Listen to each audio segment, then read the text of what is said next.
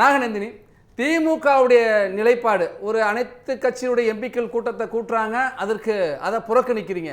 ஆனால் இன்றைக்கு தீர்மானத்தை ஆதரித்து பேசுகிறீங்க, ஆதரிக்கிறீங்க, அதுலேயும் ஒரு இக்கு வைக்கிறீங்க. அப்போ ஒரு குழப்பமான நிலையில் இருக்கா திமுக இந்த விவகாரத்தை பொறுத்த வரைக்கும்? அனைவருக்கும் வணக்கம் சார். நீங்க ரொம்ப தெளிவா இருக்கிறது திமுக மட்டும்தான். அதாவது எப்பவுமே அத என்ன சொன்னாங்க, அப்பாவை காணும் சொன்னாங்கல்ல. இன்னைக்கு அந்த அப்பாவை தான் பாராட்டி நீங்க செஞ்ச மாதிரிதான் அந்த வழியில. ஆனா அந்த இக்குன்னு சொன்னீங்களா, சரி, அந்த இக்கு வைக்கிறதுக்கு தாவே காசு தெரியல.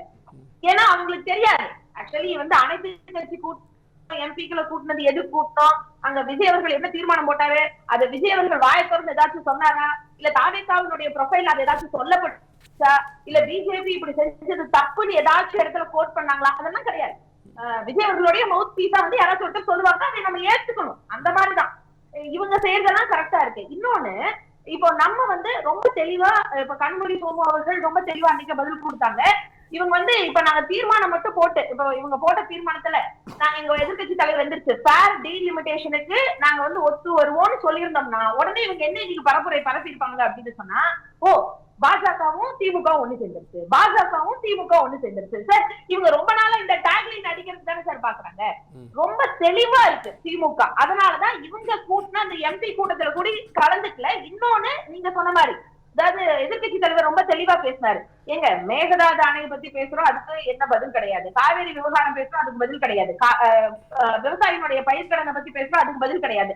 இப்ப தேவையே இல்லாம டீவியேட் பண்றதுக்காக மறுவரையறை ஏன் கொண்டு வந்து வைக்கிறீங்கன்னு சொல்லி 2 நாளுக்கு முன்னாடி எதிர்கட்சி தலைவர் உதயநிதி ஸ்டாலின் அவர்கள் ரொம்ப தெளிவா சட்டப்பேரவையில கேட்டார். அதுக்கும் இது வரைக்கும் அவங்க இருந்து பதில் கிடையாது. ஓ, இதை வச்சு ஏதாச்சும் ஒண்ணு பாவலா காமிக்கிறதுக்காக தான் இப்ப இவங்க பண்ணிருக்காங்க. நான் என்ன கேட்கிறேன், இவங்களுக்கு வரலாறு தெரிய வேண்டாம்னு வச்சுக்கோங்க, இருந்தாலும் எனக்கு வரலாறு தெரிஞ்சுக்க வேண்டிய இடத்துல இவங்க இருக்காங்க. இதுக்கு முன்னாடி நிறைய சட்டப்பேரவையில, அதாவது இவங்க இன்னைக்கு பிஜேபின்ற ஒரு வார்த்தையவே வெளியே சொல்றது இல்ல, இருந்தாலும் அப்படி சொல்லாம இலைமறை காய்மறையா நாங்க எதிர்க்கிற மாதிரி எதிர்க்கிறோம், நீங்க ஓகே பண்ற மாதிரி ஓகே பண்ணுங்கன்ற மாதிரி ஒரு விஷயம் பண்றாங்க. இதுக்கு முன்னாடி நீட் எதிர்ப்பு மசோதா போடப்பட்டுச்சு, அதுக்கு முன்னாடி சிஏஏக்கு ஆப்போனண்டா தீர்மானம் சட்டப்பேரவையில் நிறைவேற்றப்பட்டுச்சு. இதுக்கு முன்னாடி சொல்ல வர அதே இந்த மாதிரி நிறைய விஷயங்கள் போட்டு உடனடியா மேல தீர்வு கிடைச்சிருச்சா சார்? தமிழ்நாட்டினுடைய நிலைப்பாடு என்னன்னு சொல்லி சொல்றோம். அதை தாண்டி இன்னைக்கு எம்பிக்கள் 22 எம்பிக்கள் மேல இருக்கிறாங்க. நாங்க என்ன சொல்றோம்னா, தமிழ்நாட்டினுடைய ரெப்ரசன்டேஷன் 1% கூட குறையக்கூடாது. இந்த பிரச்சனை போன ஆட்சியில மிகப்பெரிய ஒரு பூதாகரமா நடந்துச்சு. அதனாலதான் முன்னாள் முதல்வர் ஸ்டாலின் அவர்களுடைய தலைமையில கிட்டத்தட்ட 5 மாநில சிஎம்கள் சேர்ந்து ஒரு தொகுதி மறைவரை அப்படின்றதுக்காக இந்த டீலிமிட்டேஷன் எதிர்த்து ஒரு பெரிய மீட்டிங் எல்லாம் நடத்தி எந்த மாதிரி ஆஸ்பெக்ட்ல இது இருக்கணும்னு சொல்லி அந்த 7.18 எங்களுக்கு இந்த 50க்கு 50 வேணும் அப்படிங்கிற அளவுக்கு கேட்கிற அளவுக்கு நம்ம பண்ணது இதுக்கு முன்னாடி இருந்த முதல்வர் திரு மு க ஸ்டாலின் அவர்கள். இதெல்லாம் எதுவுமே தெரியாம இன்னைக்கு நான் எம்பி கூட்டம் கூட்டுறேன், நீங்க எல்லாரும் கலந்துக்கோங்கன்னா நாங்க கலந்துக்கலன்னு சொன்னாலும் அதுக்கு ஒரு விமர்சனம்.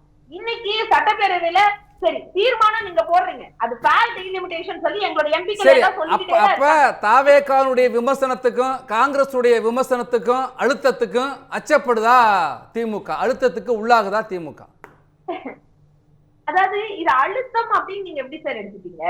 நாங்க எங்களோட அவங்க அப்படி சொல்லிடுவாங்க, இவங்க அப்படி சொல்லிடுவாங்க, அதுக்காக தான் நான் இப்ப நீங்க உளப்பூர்வமா இந்த தீர்மானத்தை ஆதரிக்கலையா? இல்ல நாங்க இப்பவும் சொல்றோம் சார். நீங்க சுமதி மேடம் பேசும்போது ரொம்ப ஒரு விஷயம் தெளிவா சொன்னாங்க, முன்னாடி இருந்து இன்ன வரைக்கும். ஏன்னா அவங்க வாயிலிருந்து சொல்றது எங்களுக்கு ஒரு பெரிய கிரெடிட். ஃபர்ஸ்ட்ல இருந்து இன்ன வரைக்குமே திமுக ஃபேர் டீலிமிட்டேஷன் அந்த ஆஸ்பெக்ட்ல தான் இருக்கு. அப்போ அப்படி ஒரு விஷயம் நடந்துச்சு அப்படின்னு சொன்னா அதை ஏத்துக்கிறது தவிர வேற என்ன ஒரு நிலைப்பாடு இருக்க முடியும்? ஏன்னா தமிழ்நாட்டு மக்களுக்கு எந்த பிரதிநிதித்துவம் குறையக்கூடாது அப்படின்னு தான் பாக்குறோம். அத சரி, இப்ப நாங்க ஒரு விஷயம் சொல்றோம் சார். இதுக்கு முன்னாடியும் இந்த பில் பார்லிமெண்ட்ல பாஸ் பண்ணப்பட்டுச்சு, அமித்ஷா அவர்கள்னாலே பாஸ் பண்ணப்பட்டுச்சு. ஆனா அது ஃபெயிலியர் ஆச்சு. ஏன்னா அதுல சில குறைபாடுகள் இருந்துச்சு. இன்னைக்கு அந்த பில் சரி செய்யப்பட்ட 50%, அதாவது 7.18 அப்படின்ற அந்த பர்சன்டேஜ் வந்ததுக்கு காரணமே திமுகவினுடைய முன்னெடுப்பு அப்படிங்கிறது இங்க இருக்கிறவங்க எல்லாரும் புரிஞ்சுக்கணும். அதை தாண்டி இன்னைக்கு காங்கிரஸ் என்ன பண்ணுது, டோட்டலா திசை திருப்ப பாக்குது. அதனாலதான் சொல்றோம், இங்க துரோகி யாருன்னா காங்கிரஸ். இன்னைக்கு காங்கிரஸோட கூட்டணியில் இருக்கக்கூடிய தாவேகாவும் இந்த வேலையை செய்தா முழுக்க முழுக்க போக்கசிங் அரசியல், என்ன மட்டும் தான் போக்கஸ் பண்ணணும், என்ன மட்டும் தான் பண்ணணும் அப்படிங்கிற ஆஸ்பெக்ட்ல இவங்க கொண்டு போறாங்க. ஆனா தமிழ்நாட்டு மக்களுக்கு ஒரு பிரச்சனைன்னு வரும்போது, இங்க ஏதாச்சும் ஒரு பாதிப்புன்னு வரும்போது, அது மொழி பிரச்சனையில இருந்து மண் பிரச்சனை வரைக்கும் முன்னாடி முன்னாடி குரல் கொடுத்தது திராவிட முன்னேற்ற கழகம் தான். அதுல எந்த மாற்று கருத்தும் கிடையாது. இதற்கு முன்னாடி இந்த தொகுதி மறுவரையை பத்தி தெளிவா தமிழ்நாட்டு மக்கள் ஆனா காங்கிரஸ் கட்சியுடைய தலைவர்களுடைய விமர்சனம் ஃபுல்லா எப்படி இருக்குன்னா, இந்த தொகுதி மறுவரையை நேரடியாகவோ அல்லது மறைமுகமாகவோ யாராவது ஆதரிச்சாங்கன்னா தமிழ்நாட்டு மக்களுக்கு செய்யற துரோகம், அவர்களை இந்த மக்கள் ஏற்றுக்கொள்ள மாட்டாங்கன்னு சொல்றாங்க. உங்களை நேரடியா சொல்லல, ஆனா உங்களை தான் சொல்றாங்கங்கறாங்க. சரி சார், இப்ப நான் வந்து ஒரு விஷயம் கேட்கிறேன். இப்ப நாங்க சொல்றோம், இதுக்கு முன்னாடி எங்களுக்கு பர்சன்டேஜ் கணக்கு சொல்லல. அமித்ஷா அவர்கள் வந்து எல்லாத்துக்கும் ஃபேரான ஒரு டீலிமிட்டேஷன் இருக்குன்னு மட்டும் தான் சொன்னார். ஆனா இந்த பர்சன்டைல் அப்படிங்கிறது, ஏன்னா எல்லாரும் சமூக வலைதளத்துல இருக்கோம், ஊடகத்துல இருக்கோம், எல்லாரும் பேசுறத கேட்கிறோம். இதுக்கு முன்னாடி அமித்ஷா அவர்கள் பேசுறத போய் கேட்டு பாருங்க. ஆனா அப்பவும் 33% பெண்களுக்கான இடஒதுக்கீடு மசோதா வரும்போது திமுக ஆதரவு தெரிவிச்சது. அப்ப ஆதரவு தெரிவிக்காம போனது தொகுதி மறுவரைக்கு தான். ஆனா இன்னைக்கு ஃபேர் டீலிமிட்டேஷனுக்கு அவங்க ஓகே சொன்னா நம்மளுக்கும் பிரதிநிதித்துவம் ஜாஸ்தியா தானே சார் இருக்கு. அதை அக்செப்ட் பண்ணி தானே ஆகணும். அது எப்படி வேணான்னு சொல்லணும்னு இவங்க நினைக்கிறாங்களா? காங்கிரஸ் என்ன மாதிரி கபட நாடகம் போட ட்ரை பண்ணுது, அதுக்கு தாவேகா இன்னைக்கு சப்போர்ட் பண்ணுது. அதை திமுக சப்போர்ட் பண்ணலைன்னா திமுக மேல அது மிகப்பெரிய ஒரு பழிய வைக்குமா அப்படிங்கிற ஒரு கேள்வி வருது.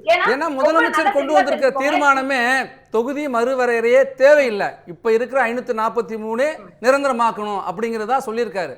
அதன் பேர்ல தான் தீர்மானம் ஆதரவுக்கு. அப்ப அந்த ஆதரவு நீங்க கொடுத்திருக்கீங்களே. அதாவது அதுல ரொம்ப தெளிவா எதிர்க்கட்சி தலைவர் சொன்னாரு, இந்த தொகுதி மறுவரை பிரச்சனைக்கு முதல் எதிர்ப்பு குரல் கொடுத்தது திமுக தலைவர் ஸ்டாலின் அவர்கள் தான். மக்களுக்கு பாதிப்பு வரும் பட்சத்தில் அதை நாங்க ஏத்துக்க முடியாது அப்படிங்கிற ஆஸ்பெக்ட்ல தான் சொல்றோம். சரிங்களா சார்? அதுல ரொம்ப தெளிவா இருக்கு. இன்னைக்கும் சொல்றோம், முன்னாடி பேசுனது ஒண்ணு பின்னாடி பேசுறது ஒண்ணு திமுக கிடையாது. ஃபேர் டீலிமிட்டேஷன் மக்களுக்கு எந்த பிரச்சனையும் இல்லாம, இப்ப எங்களுக்கு பிரதிநிதித்துவம் ஜாஸ்தியா வருது, எல்லா மாநிலங்களுக்கும் ஒரே மாதிரி தான் வருது அப்படின்னு சொன்னா அதை அக்செப்ட் பண்ணிப்பேன். இப்ப நான் ஒரு விஷயம் சொல்றேன் பாருங்க, இதே இந்த 50% பிஜேபியோட ப்ரொபோர்ஷன் இதே மாதிரி இருந்துச்சுன்னா, இப்ப தமிழ்நாட்டுக்கு 39 எம்பினா அது 59 மாறப்போகுது, கர்நாடகாக்கு 29னா அது 42 மாறப்போகுது, கேரளாக்கு 20 அப்படின்னா 30 மாறப்போகுது. அதே மாதிரிதான் நார்த் இந்தியாவில யூபில 80 அப்படின்னா அது 120 மாறப்போகுது, பீகார்ல 40 அப்படின்னா அது 60 மாறப்போகுது, ராஜஸ்தான்ல 28னா அது 38 மாறப்போகுது. இப்ப என்ன ஆகும்? முன்னாடி இருந்த என்ன தொகுதி மறுவரை, அதாவது மறுவரைக்கு முன்னாடி என்ன சீட்டிங் ப்ரொபகேஷன், அதாவது அந்த பர்சன்டேஜ் இருந்துச்சோ அதே பர்சன்டேஜ் கிடைச்சா மக்களுக்கு தேவையான விஷயம் நல்லபடியா போய் சேரும்னா அதை ஏத்துக்கிறதுல தவறு கிடையாது சார். இதுக்காக தான் போராடணும். என்னன்னே தெரியாம கண்மூடித்தனமா முடிஞ்சு போன பிரச்சனைய திரும்ப தொடங்குற மாதிரி நான் தான் தீர்மானம் நிறைவேற்றினேன், நான் தான் இதை வேணும்னு சொல்றேன். இன்னைக்கு ஆதவர்ஷன் அவர்கள் வந்து பேசுறாங்க, அதாவது இதை நாங்க வன்மையா எதிர்க்கிறோம், முழுமையா எதிர்க்கிறோம் அப்படின்னு பேசுறாங்க. சரி, முழுமையா எதிர்க்கிறீங்களே, சரி என்ன பாதிப்பு வரும்? தொகுதி மறுவரைனால என்ன பாதிப்பு வரும்னு அவங்க தெளிவா சொல்லுவாங்களா சார்? இதனால என்னென்ன பிரச்சனை இருந்துச்சு, இதுக்கு முன்னாடி யார் யார் என்ன பேசினா, என்ன மாதிரியான தீர்மானங்கள் நிறைவேற்றப்பட்டுச்சு, தமிழ்நாட்டுல இதுக்கான என்ன மாதிரியான ஆஸ்பெக்ட்ஸ், என்ன மாதிரி முன்னெடுப்பு எடுக்கப்பட்டுச்சு, இல்ல இதுக்கு முன்னாடி நடந்த அனைத்து கட்சி கூட்டம் நடத்தினாங்கல்ல இதே மு.க. ஸ்டாலின் அவர்கள் முதல்வரா இருக்கும் போது, அப்போ எம்பிக்கள் எல்லாம் கூடி என்ன பேசினாங்க, இந்த மாதிரி ஏதாச்சும் ஒரு டைம்லைன் வச்சு இவங்க பேசுறாங்களா? சரி, பேசலாம். நந்தினி, இந்த விஷயத்துல ஒரு தமிழ்நாடு சார்ந்து வர்றப்ப எல்லாரும் ஒருமித்த கருத்துல ஒத்த கருத்துல இருக்கிறோம் அப்படிங்கறத காட்ட வேண்டிய கடமை ஆளுங்கட்சிக்கு இருக்கு. அந்த அடிப்படையில கேட்கலாம். ஆதரவு கொடுப்பதும் கொடுக்காததும் உங்க கட்சியுடைய உரிமை சார்ந்தது. உங்க கட்சி இன்னைக்கு ஆதரவு கொடுத்திருக்கு. நேற்று ஒரு அனைத்து கட்சி கூட்டத்துக்கு போகல, இன்னைக்கு ஆதரவு கொடுத்திருக்கீங்க. கொடுத்திருக்கிறதுல இன்னொரு விஷயத்த குறிப்பிட்டிருக்கீங்க. அதனாலதான் ஒரு குழப்பமான நிலையில இருக்கீங்களான்னு ஒரு கேள்வி. ராஜேஷ் குறிப்பிடுறது போல ஒரு நெருக்கடிக்கு நீங்க ஆளாயிருக்கீங்க. உங்களுக்கு ஒரு சோதனையை காங்கிரஸ் ஒரு மறைமுகமாக ஒரு நெருக்கடியை கொடுக்குது. அந்த நெருக்கடிக்கு பதில் சொல்றதுக்காகத்தான் நேற்று அனைத்து கட்சி கூட்டத்துக்கு போல இன்னைக்கு தீர்மானத்துக்கு ஆதரவுங்கிறாங்க. நந்தினி, நான் பதில் கேட்டு உங்கள்கிட்ட இது வந்து எடுத்துக்கவே முடியாது சார். அது என்னன்னா, இப்ப சட்டப்பேரவையில பேசினாதான் மக்களுக்கான குரலா அங்க இருக்க முடியும். அங்க தெளிவா தான் நாங்க சொல்லியிருக்கோம். அதுக்கு முன்னையே எங்களோட எம்பிகளும் சரியா பதிவு பண்ணிருக்காங்க. நாங்க ஸ்டார்டிங்ல இருந்து சொல்றது அதுதான், ஃபேர் டீலிமிட்டேஷன் தான். அதாவது மக்களுக்கு சரியா இருக்கும்னா அது சரிதான். இப்ப பிஜேபி எதிர்க்கலன்னா இன்னைக்கு பேசும்போது கூட விஜய் அவர்கள் பேசுறத தேடி பாருங்க, ஒரு இடத்துல கூட பிஜேபின்ற வார்த்தை வந்திருக்காரு. ஆனா எங்களுடைய நாடாளுமன்ற உறுப்பினர் துணை பொதுச் செயலாளர் ராசா அவர்கள் 4 நாளைக்கு முன்னாடி கூட அந்த வந்தே மாதர பாடலுக்கான பில் பாஸ் ஆகும் போது அவர் கெத்தா எந்திரிச்சு சொன்ன ஒரே விஷயம், இங்க 2 பிரிவினைவாதம் வருது, ஒண்ணு இந்த பாடல், இன்னொரு சாவர்கர்னு அத்தனை பேருக்கு முன்னாடி சொன்னது திராவிட முன்னேற்ற கழகம். எப்படி சார் நீங்க இல்லன்னு சொல்லுவீங்க? இதுல என்ன ஒரு அழுத்தம் இருக்கு, என்ன ஒரு மறைமுக செயல் இருக்கு, அதெல்லாம் எனக்கு புரியலையே சார். இன்னைக்கு கூட ஒட்டுமொத்த தென்னிந்தியாவுக்கு எது டீலிமிட்டேஷன்னா என்ன ஃபேர் காம்ப்ளிகேஷன் கால்குலேஷன் என்ன, சரி. அதுல என்ன சரியா இருக்கு, அத சொன்னது திராவிட முன்னேற்ற கழகம் சார். 7.18 வரணும்னு சொல்லி போராடியது நாங்க சார். சரி சொல்லிட்டீங்க ராகுல். எதுவுமே தெரியாம அந்த வரலாறு கூட படிக்காம அப்பாவுக்கு நம்ம கதை சொல்றது, குட்டி ஸ்டோரி சொல்றது, இப்ப வந்து தோத்துட்டோம்னு சொல்றீங்களா? சரி ராகுல், சரி ராகுல் பதில் சொல்லட்டும். ராகுல் ராகுல் பதில். அதான் சார் சொல்லுவோம் சார். இதுல வந்து உண்மையா சொல்ல போனா தாவேக்கும் காங்கிரஸும் சேர்ந்து டபுள் ஸ்டாண்ட் தான் சார். ஏன்னா நீட்டை பத்தி நீங்க ஒரு வார்த்தை சொன்னா இந்த விஷயத்தை பதிவு பண்ணணுன்றதுக்காக சொல்றேன். சுருக்கமா நேரம் இல்ல. பாடகர் அவர் வந்து பார்க்கும்போது அவர் சொன்ன ஆதவருக்கு நான் சொன்ன வார்த்தை தோல் மேல கை போட்டு நீட்டெல்லாம் நம்ம பேச முடியாதுப்பா, அதெல்லாம் வந்து ஒன்றிய அரசுல தான் போய் பேசணும், எம்பிக்கள் தான் பேச முடியும், நம்ம இப்ப பேச முடியாதுன்னு சொன்ன அவங்க இங்க தீர்மானம் போடுறாங்க. உண்மையா சொல்ல போனா தமிழ்நாட்டு பிரச்சனையை பேசுறது சட்டப்பேரவையில இடம் கொடுக்கறது இல்ல. இவங்க டிவியேட் பாலிட்டிக்கல் பண்ணிட்டே இருக்காங்க. உங்களுக்கு தொகுதி மறுவரைனா என்னன்னு தெரியணும். தெரிஞ்சதுக்கு அப்புறம் நன்றி நந்தினி. நன்றி நன்றி ராகுல். இப்ப 1 ரூபாய் 29 பைசால காங்கிரஸ் கூட வச்சுட்டு அவங்க சொல்லக்கூடாது. காங்கிரஸ் கூட வச்சுட்டு அவங்க சொல்லக்கூடாது. திமுக தேர்தல் பிரச்சாரத்திலே நீட்டை நாங்க வந்தா ஒழிச்சுவோம்னு சொல்லி ஆட்சிக்கு வந்ததுக்கு அப்புறம் 5 ஆண்டு கழிச்சு என்னமோ அந்த அரசியல் அதே காங்கிரஸ் கூட வச்சிருக்காங்கல்ல. அது தமிழ்நாட்டு கிழக்கு வாங்கிதான்னு சொன்ன காங்கிரஸ் கூட வச்சிருக்காங்கல்ல. நான் சொல்றேன் இதே மாதிரி தான் எதுக்கு எடுத்தாலும் காங்கிரஸ் மட்டும் குறை கூறிக்கொண்டே இருந்து காங்கிரஸ் இருங்க இதே மாதிரி காங்கிரஸ் தப்பு பண்றாங்க, காங்கிரஸ் தப்பு பண்றாங்க, அதே மாதிரி பிஜேபி தப்பு பண்ணிட்டே இருக்கு. நாங்க தப்பு பண்ணல, அவங்க மக்கள் தொகை பேச வச்சிருந்தாங்க, நாங்க அதை சரி பண்ணிட்டு இருக்கோம். ஏங்க நீங்க படிங்க தயவு செஞ்சு. இதுக்கு முன்னாடி மக்கள் தொகை பேச இருந்தது பர்சன்டைல மாத்தியா இருக்கு. என்ன தப்பு எப்படி பண்ணிருக்காங்க சொல்லுங்க. இல்ல எது தப்பு ஏதாவது உதாரணம் சொல்லுங்க. இல்ல என்ன தப்பு உதாரணம் சொல்லுங்க. உதாரணம் சொல்லுங்க. நீங்க பொதுவா சொல்லுங்க. ஒவ்வொரு விஷயத்தையும் காங்கிரஸ் பண்ண தப்பு